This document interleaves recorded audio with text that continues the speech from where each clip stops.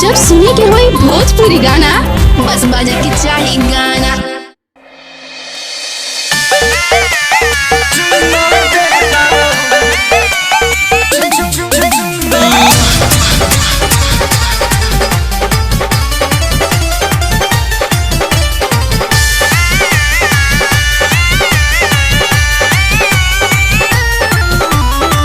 Lockdown में town से घरे जिद करता रह तू सोते के जोरे।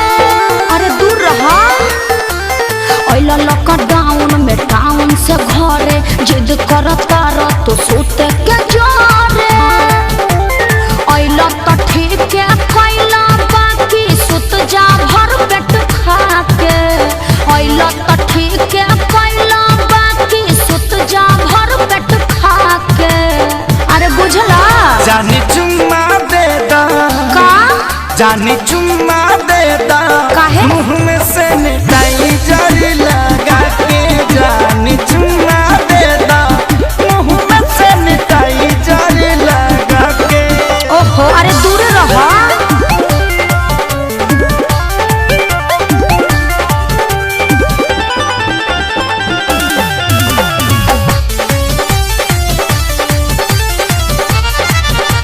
मिलल तनी छुट्टी आनी कसहु लुका के। अच्छा मेरा कोटा तरल आधा पेट खा के। का बताई अच्छा कुछ दिन ना दूर हमसे रह पिया।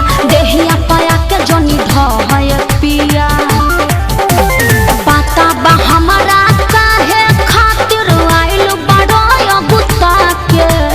पता बा हमारा काहे खातिर आइल बड़ो गुत्ता के।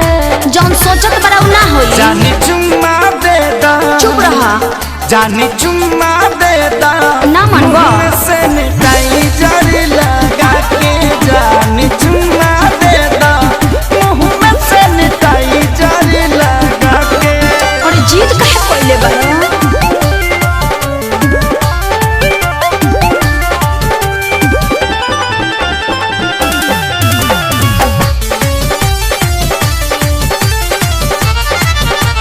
जानी सारा कार जब राखी स्कूल में 14 दिन रह के पड़ी नियम और रूल में। हाँ तो घरहू में रूले में रह के पड़ी। मन बना बात तो खेसारी पछतैब अपने तो जैब संगे घर भर ले जैब। समझ में आइल। पवन धनंजय सोनू विकास रहायो भी डरा के। पवन धनंजय सोनू विकास रहायो भी डरा एगो चुम्मे के बात बना ना भगवा। जानी चुम्मा दे दा फेर उहे बात। धनी चुम्मा दे दा मुँह में सैनिटाइजर लगा के। जानी चुम्मा दे दा मुँह में सैनिटाइजर लगा के।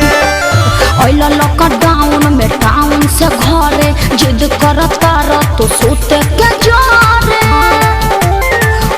तो ठीक है कैला बाकी सुत जा भर पेट खा के। तो ठीक है कैला बाकी सुत जा भर पेट खा के। अरे बुझला जानी चुम्मा दे दा का जानी चुम्मा दे दा काहे मुँह में सैनिटाइजर लगा के। जानी चुम्मा दे दा मुँह में सैनिटाइजर लगा के। चुपचाप घर में बंद रहो ना तो मुखिया जी के फोन कर दे अभी टांग ले जाइए।